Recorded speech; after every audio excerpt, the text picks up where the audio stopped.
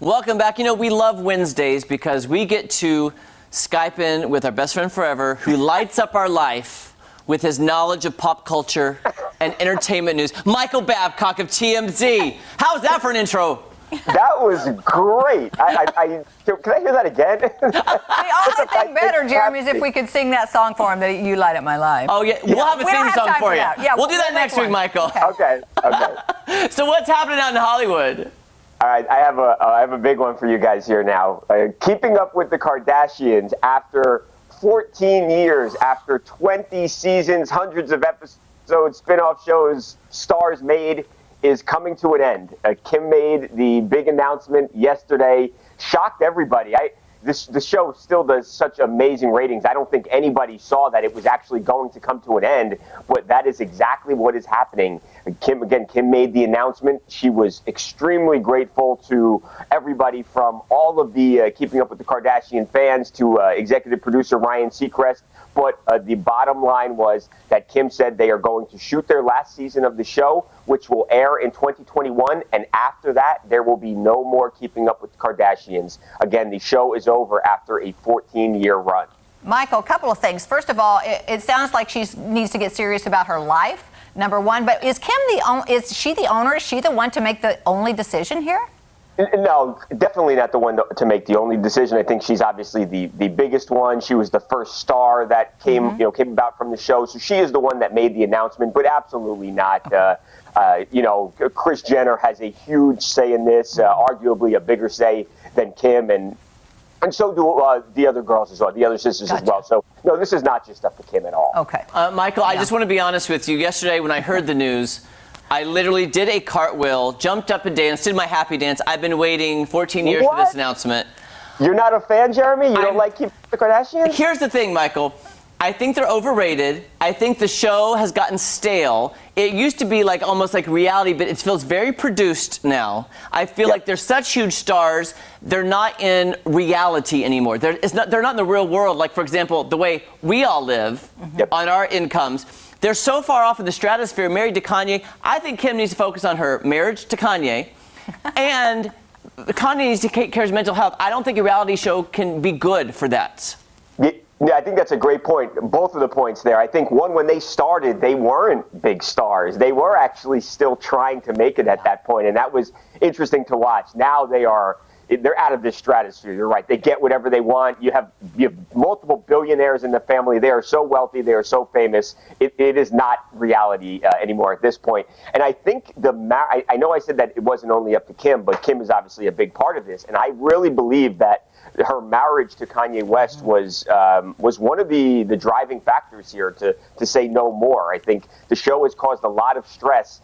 Clearly, Kanye was living in Wyoming. Kim was living in Los Angeles. So they are a family. They're married. They have kids, and they're not even living together. So I do believe that the marriage between Kim and Kanye was a big factor in the show, in the plug being pulled on the show. But I know a lot of people will miss it, but I think a lot of people also feel like you, Jeremy, and they're saying good riddance to the Kardashians. Right. And after all, Kanye's really got to focus on his presidential run. I'm just saying. Hey, Michael, quick question. The election's coming. Yeah. Quick question, too. I just thought of this, too. Okay. So Ryan Seacrest, executive producer, he started that show. He has got to have made $1 bajillion off of them as well. Oh, yeah. And do you think the E! Network is freaking out? Because that's kind of like their flagship show. Yeah, probably.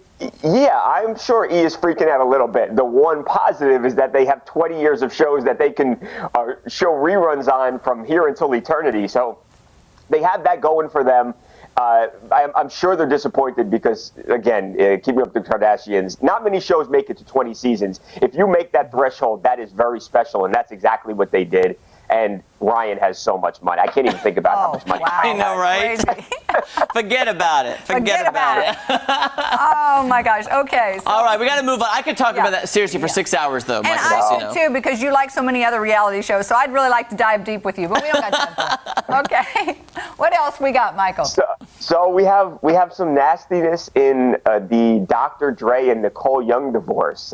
The music mogul obviously is going through a divorce with his longtime wife, Nicole Young. And the heart of the issue here has been this prenup. And did Dr. Dre's wife, Nicole, sign it under duress? Was she forced to sign it? So that is what they are trying to work out now. Now, Nicole Young has asked for, and you're not hearing me wrong here, she has asked for $2 million a month in alimony from Dr. Dre. She says she has all these wild expenses that end up totaling $2 million a month. So she is saying to Dr. Dre in some court documents that she just filed, she said, Dr. Dre thinks that he is above the law. He thinks he doesn't have to listen. He doesn't have to attend depositions. And I want you, please, judge, to force him to attend these depositions. And they are looking to depose Dr. Dre for 8 hours on the prenup, and then for an additional 13 hours on all his other finances. Now, this is a guy who is reportedly a billionaire, so he has a lot of money.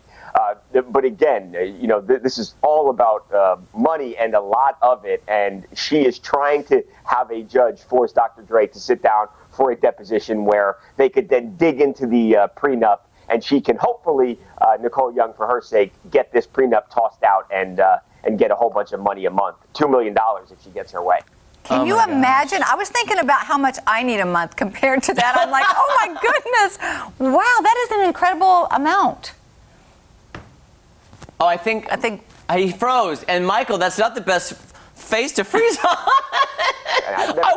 Wait, you're back. Wait, we're back, you're we're back. Oh, wait, Did you see your freeze? I always freeze on the worst looking faces for me. It's okay. Can I look nice? Can I look pretty when I freeze once? You're very expressive. That's why that happened. I almost got my cell phone to take a picture. It's like, I got to show him this. I don't know where you lost me, but they're fighting over money. So, Michael, you said that Dr. Dre's a billionaire, right? Like, he has a lot of money. So isn't $2 million a month to him like $2 to the rest of us?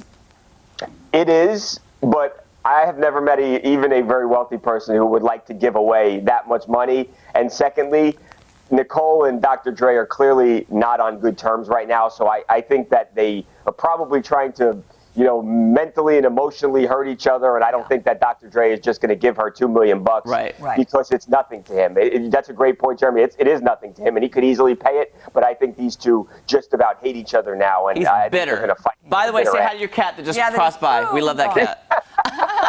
Okay, we only got about 30 seconds left for the last story.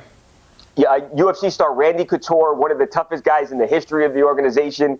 He was riding on an ATV on Monday with his girlfriend on the back. He flips the thing over. He breaks his clavicle, injures his ribs, actually walks home, and he's so tough, the guy lays down in bed to kind of try to lay it off, sleep it off. And then he realizes when he looks in the mirror that his bone is like sticking out of his shoulder. And then he finally goes to the hospital. He had surgery yesterday, had like multiple plates put in his shoulder. It shows you how tough that guy is, though. The fact that this is a guy who in 2019, guys, had a heart attack and begrudgingly finally went to the hospital, but he walked to the hospital. So, oh my gosh, guys in the world.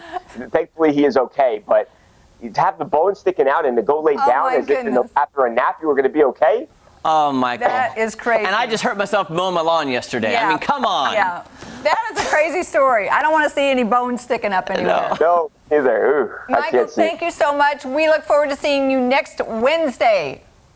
I am so excited. Thanks so much, guys. Okay. We'll have your theme song by then. Have a great, we'll sing to you next week. Okay, thank you. All right, you can catch TMZ weekdays at 5 p.m. and TMZ Live weeknights at 12:30 a.m. He's so much fun. All right. I love him. And that's it. We got to go. We'll be back right after this. Oh, I love him and his cat. I know, all two of them. All but two of the one cats. of them is really the camera hog. That's